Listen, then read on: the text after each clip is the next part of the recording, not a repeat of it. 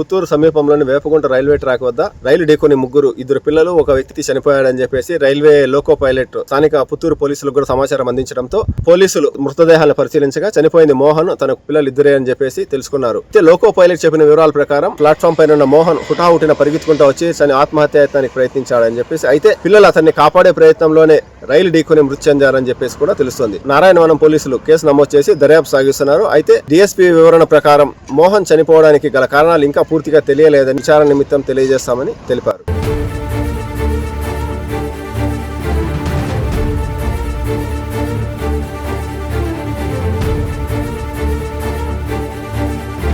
చాలా మాటలు ఫ్యామిలీతో రమ్మన్నా వచ్చేది ఇప్పుడు అన్నీ బాగున్నాయి, కానీ ఎప్పుడు కూడా మాకు మా ఇంట్లో గొడవలు ఉన్నాయని కానీ ఫైనాన్షియల్ ప్రాబ్లమ్స్ ఉన్నాయని కానీ ఏమైనా మాకు చెప్పిన మాకు తెలియదు. ఈవెన్ మా బిడ్డ కూడా మాకు చెప్పింది.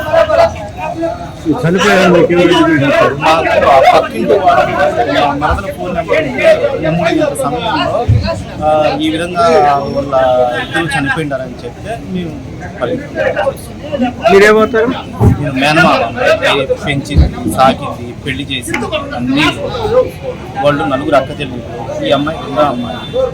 కానీ భార్య భర్తలు ఉండడం కానీ చాలా అన్యోన్యంగా ఉండేవాళ్ళు. ఇది ఎందుకు జరిగింది ఏంటంటే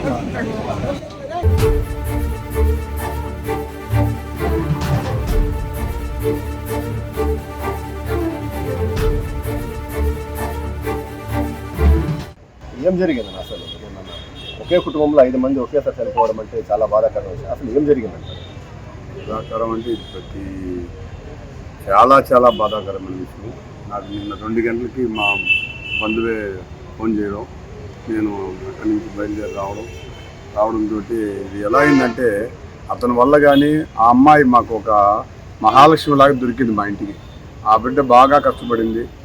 చాలా వాళ్ళ అత్తని కానీ మమ్మల్ని కానీ వాళ్ళ పిల్లల్ని కానీ తన భర్తకి ఒక్కసారి కూడా చిన్న అట్లా ముఖం తిప్పిన మా బిడ్డ కాదు.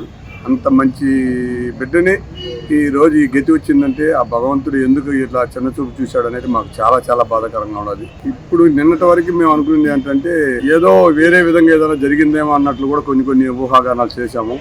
కానీ నైటు అతని దగ్గర ఉన్న ఆ యొక్క స్కూటీలో ఉన్న 10-12 ఏదో క్రెడిట్ కార్డ్స్ అలాంటివి, వాటి వల్ల ఏదన్నా ఎక్కువ ప్రెషర్ వల్ల ఇలా చేసుకున్నాడు. అలా చేసుకునేటప్పుడు కూడా వాడు ఒక్కడికి పోయినా కూడా ఈ కుటుంబం మిగిలిన వాళ్ళ అమ్మాయికి కాపాడు ఉండేది.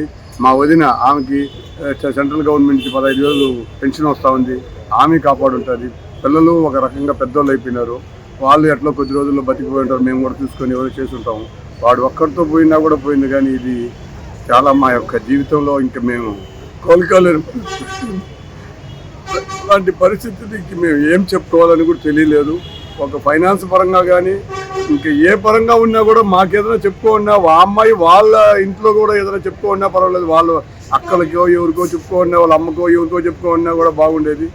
ఎవరికి ఎప్పుడు ఏ కొరత చెప్పుకోకుండా ఇంత దారుణం జరగడానికి దీని వెనకాల ఏముందనేది కూడా మేము ఎలా చెప్పలేము, ఎవరి మీద కూడా చెప్పే పరిస్థితి లేదు. కానీ ఇలా జరగడంలో ఏమీ ఆలోచన చేసే పరిస్థితులు మాకు చాలా చాలా కష్టంగానే ఉంది.